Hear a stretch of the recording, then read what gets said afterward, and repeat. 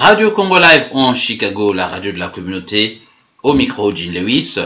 Invité de ce journal de la communauté, monsieur Victor Onadia, qui est professeur d'université et qui est de nationalité burkinabé, c'est ça, monsieur Victor? Exactement. Voilà, qui a donc un PhD et qui va devoir se présenter à nos auditeurs. Ok, merci, je remercie vraiment la radio Congo Live pour l'effort vraiment qu'elle essaie de faire pour donner une très bonne image à la communauté noire, et en particulier la communauté africaine, pour permettre la cohésion sociale de cette communauté qui vit aux États-Unis. Je serai très synthétique sur ma modeste personne. Je suis Onadia Victor, titulaire d'un doctorat en marketing et management. Durant mon séjour aux États-Unis, j'ai eu à accompagner ce curriculum universitaire avec des formations de certificats avec des universités telles que la Harvard, le MIT, l'université de Berkeley, l'université de Queensland en Australie et pas mal d'universités. Aujourd'hui, quand même, on a pu concocter environ 80 certificats dans tous les domaines. C'est tout cela qui nous amène aujourd'hui à essayer de penser comment nous pouvons faire un changement en Afrique réellement pour amener les Africains aujourd'hui à voir la vie autrement. Nous pouvons atteindre les objectifs, nous pouvons nous développer aujourd'hui avec l'ingéniosité des uns et des autres.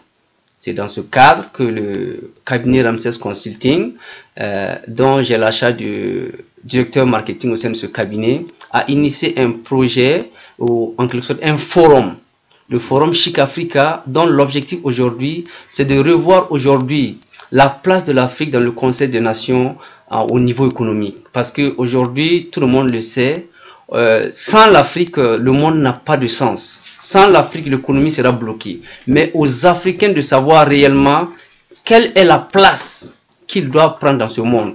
C'est dans ce cadre que le Forum Chic Africa a été en tout cas lancé pour aujourd'hui redonner l'image de l'Afrique. L'Afrique n'est pas un continent de misère. Nous avons les ressources, nous avons la jeunesse, nous avons pas mal aujourd'hui de ressources minières, des ressources de la main de qualifiée pour permettre le changement et réduire la pauvreté en Afrique pour qu'on ne voit pas aujourd'hui toujours comme des misérables.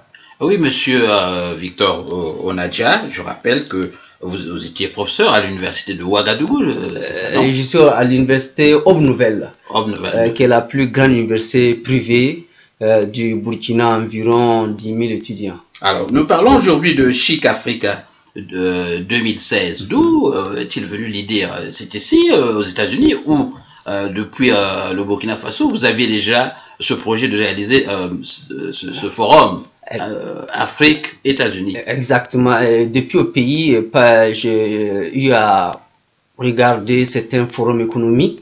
Et la plupart des forums économiques ne parlaient que business. Après tant de réflexions, avec ma qualité aussi d'enseignant-chercheur, nous devons innover.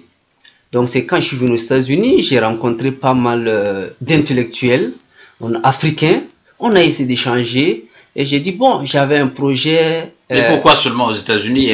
Vous avez des Français, vous avez les Chinois qui peuvent bien vous inspirer, non? Exactement, mais en tant qu'aujourd'hui enseignant-chercheur ou intellectuel, si je peux le dire, quand on fait une certaine analyse cinématographique, on se rend compte que l'investissement chinois en Afrique ne nous permet pas de sortir de la misère. Parce que la Chine ne fait qu'exploiter sans tenir compte de d'autres paramètres que la gouvernance politique, la gouvernance économique. Donc on s'est dit qu'aujourd'hui, avec l'élan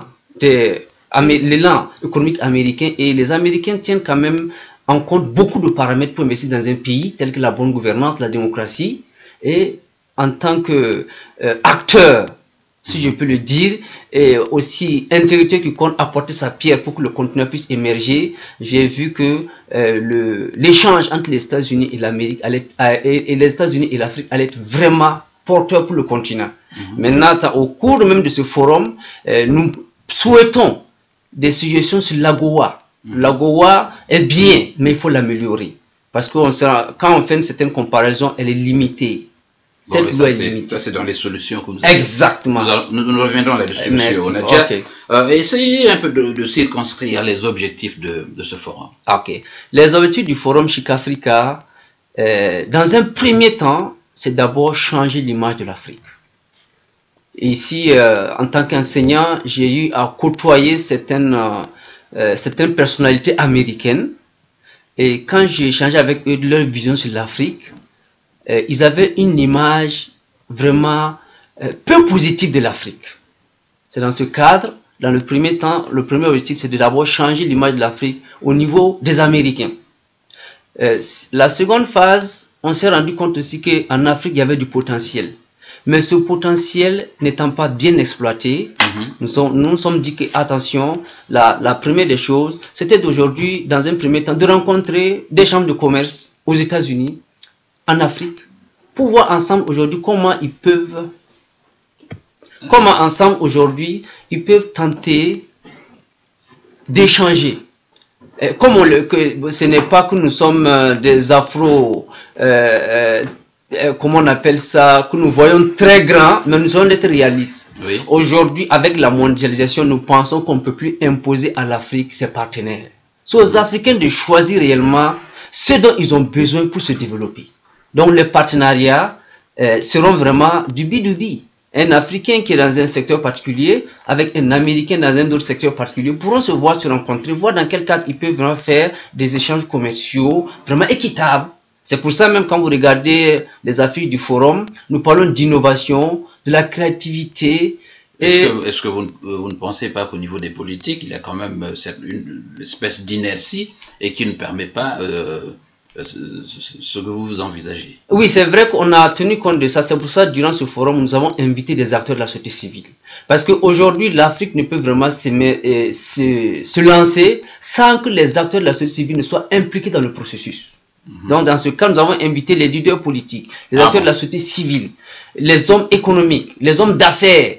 Tous les acteurs sont représentés dans ce cadre pour pouvoir faire un débat qui vont vraiment permettre la création et le partage et la mutualisation vraiment des compétences. Alors, cette question nous permet donc d'aborder celle des participants au forum. Alors, vous avez invité des gens de partout donc de l'Afrique et peut-être d'autres continents.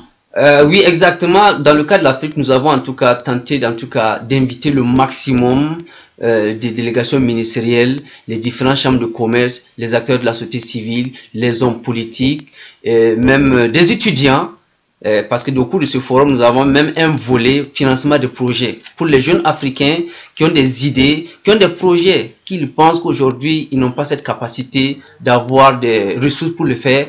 Si les projets vraiment sont novateurs, nous invitons à nous envoyer par les mails qu'ils peuvent réellement visiter sur le website du forum. Est-ce que vous pouvez nous citer quelques noms de quelques sommités déjà bon, les sommités éventuellement devaient présenter quelques conférences Oui, par exemple, si vous prenez le cas du professeur Tombiano, qui est le directeur régional de la FAO au Maghreb, un éminent professeur qui a au moins plus de 30 ans d'expérience. Oui. Il sera là et il souhaite même dédicacer un livre pour la jeunesse africaine. Oui, le livre, oui. Voici le livre. Voilà. C'est pour la jeunesse africaine. Leadership Africa 21 and 25 Principles for Excellent African Leadership. Okay. Donc ça, c'est des livres. Ce livre aujourd'hui va couronner le succès, va accompagner la jeunesse africaine à s'inspirer et à oser. Donc ce professeur aborde déjà les problèmes dont vous parlez maintenant. Exactement. Et il aborde déjà les problèmes dont nous parlons. Parce que pour qu'on parle de développement, il faut un changement de mentalité. Le mental doit changer et lorsque le mental change, ça va de pair pour toute croissance et le partage de richesses. Alors le problème est-ce que vous avez vu le problème de cet émiettement de l'Afrique dont on parle tant et qui constitue comme un frein ou une difficulté à vouloir fédérer justement l'économie africaine?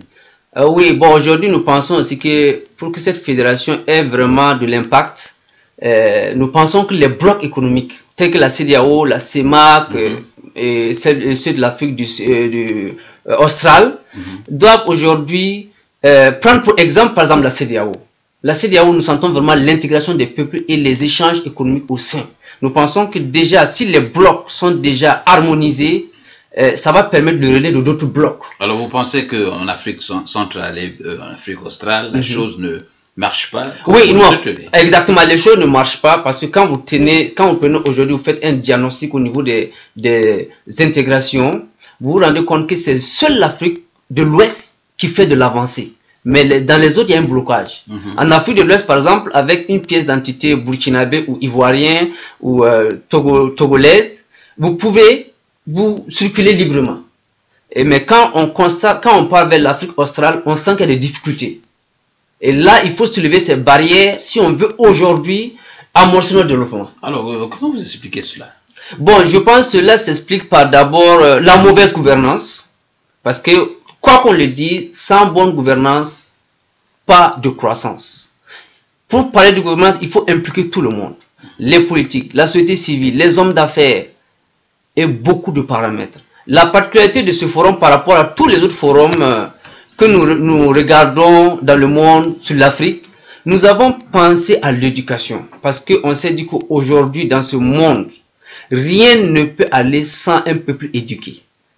Dans ce cadre, nous avons invité des universités américaines et des universités africaines à venir mutualiser les compétences, le partage d'expériences, le partage de programmes, les gestions des enseignants, la recherche. Et là, ça va permettre aux Africains d'avoir une autre façon de faire la pédagogie.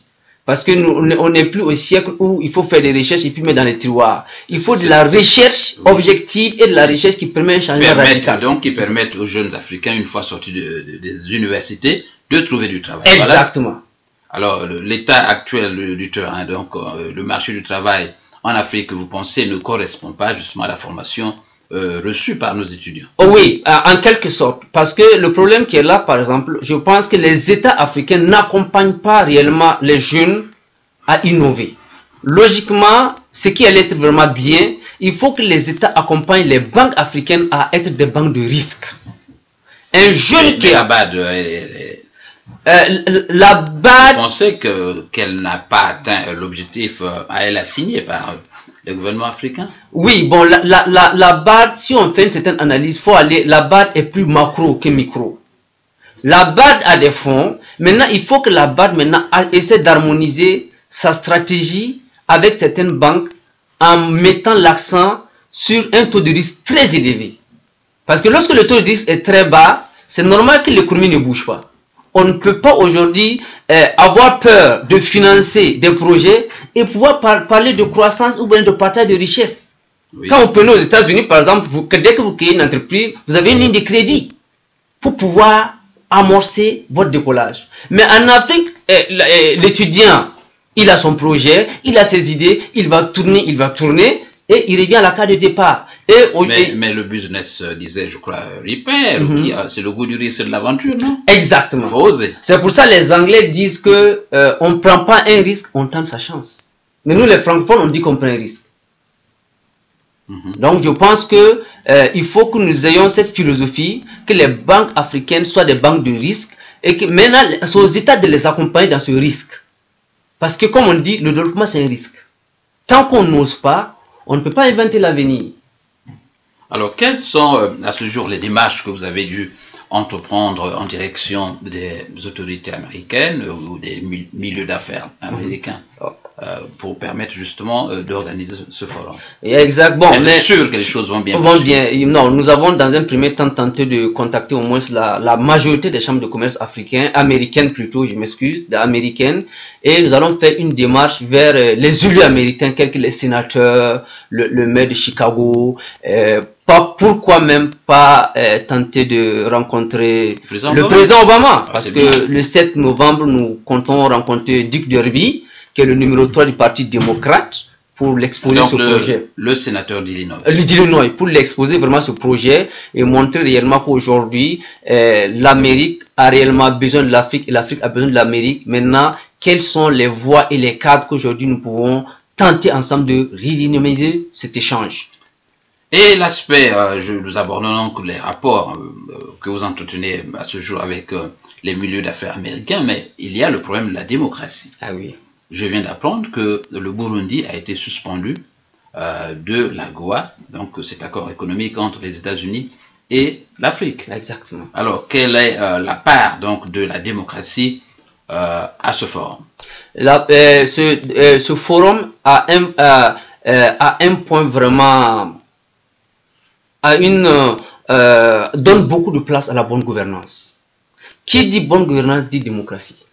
Parce que la bonne gouvernance, c'est d'impliquer tout le monde dans la transparence pour le partage de la richesse. Parce que bon, souvent, en Afrique, on nous donne des chiffres, 5%, 10% de croissance, mais la vraie croissance, c'est lorsque le commun des mortels ressent cette croissance dans le panier de la ménagère. Oui, monsieur Onadja, allez-vous inviter les dictateurs à ce forum? Non, nous allons inviter les gens qui ont des notions du respect des droits de l'homme, des gens qui ont une notion vraiment d'accompagner le peuple vers un destin radieux.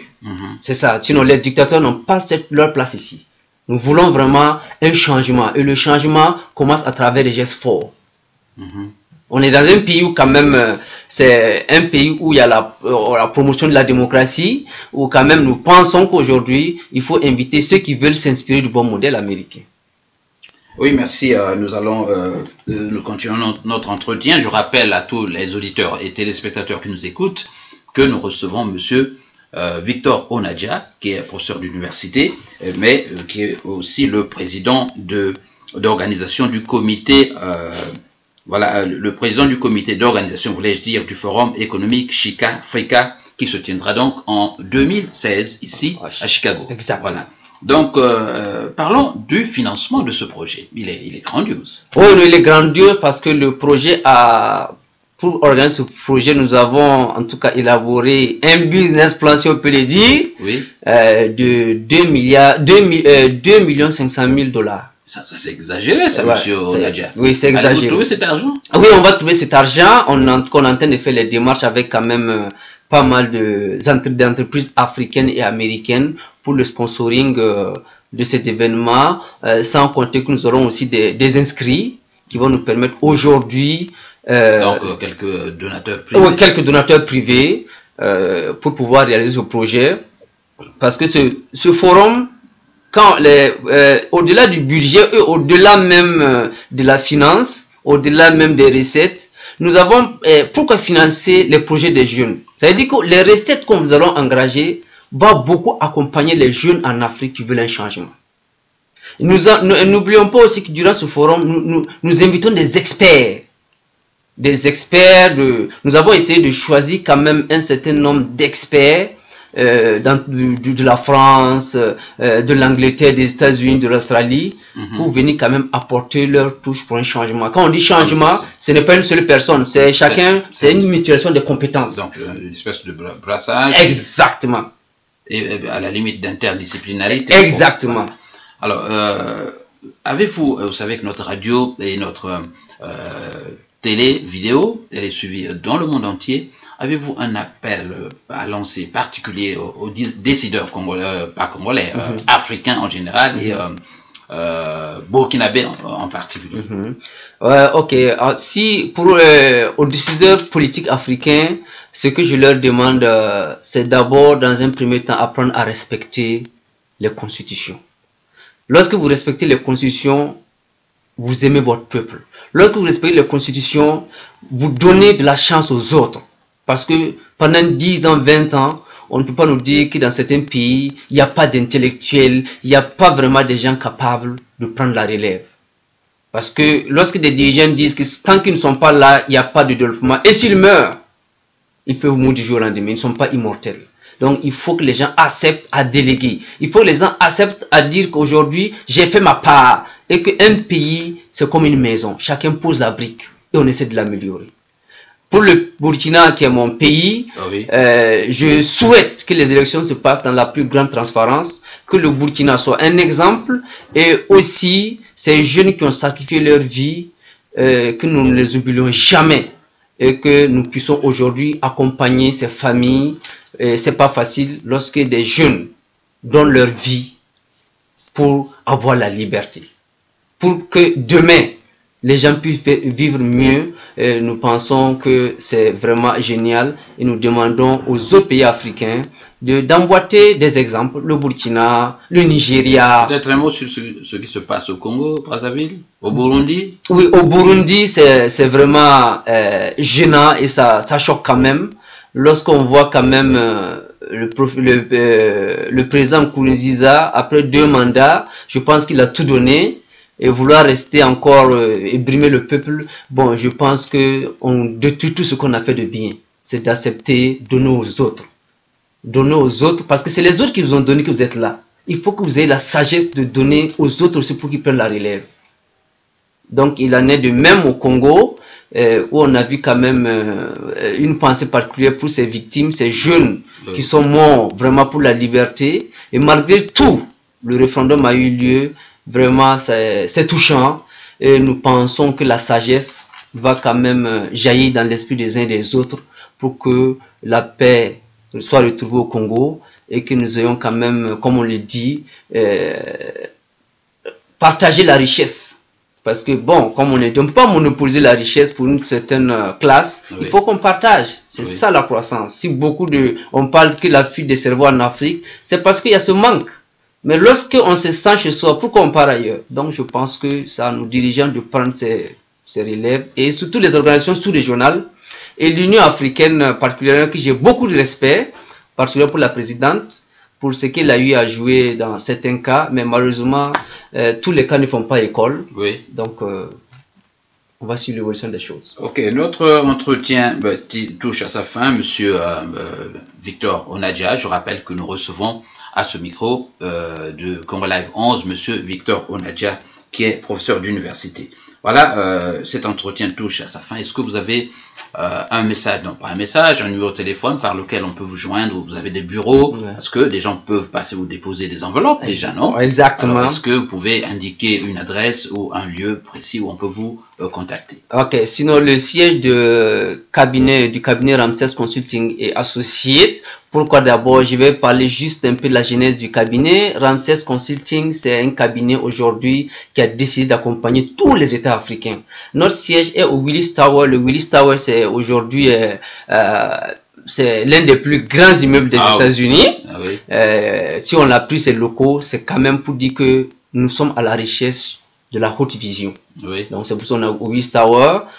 Pour les numéros de contact, les gens peuvent contacter au 312 690 07 96 pour quand même pour les plus amples informations. Ils peuvent aller aussi sur le website du forum.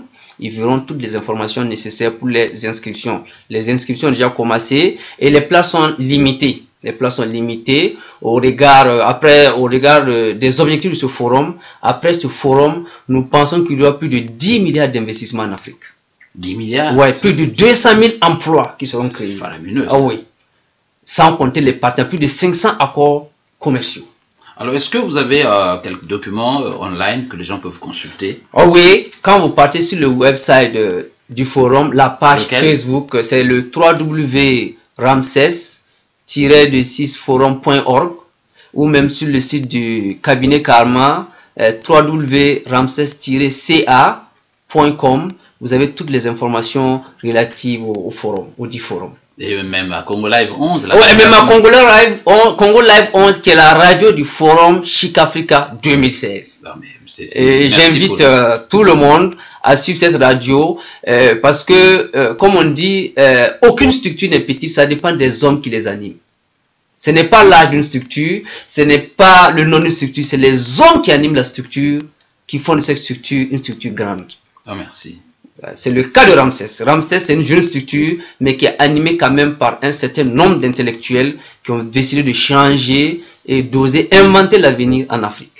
Monsieur Victor Onadia, merci d'avoir accepté notre invitation. Le merci vous revient à vous, Congo Live, de nous accompagner tout au long de ce forum. Vous êtes la radio officielle du forum et nous pensons qu'ensemble, nous allons relever de grands défis au profit de nos communautés. Merci. Merci.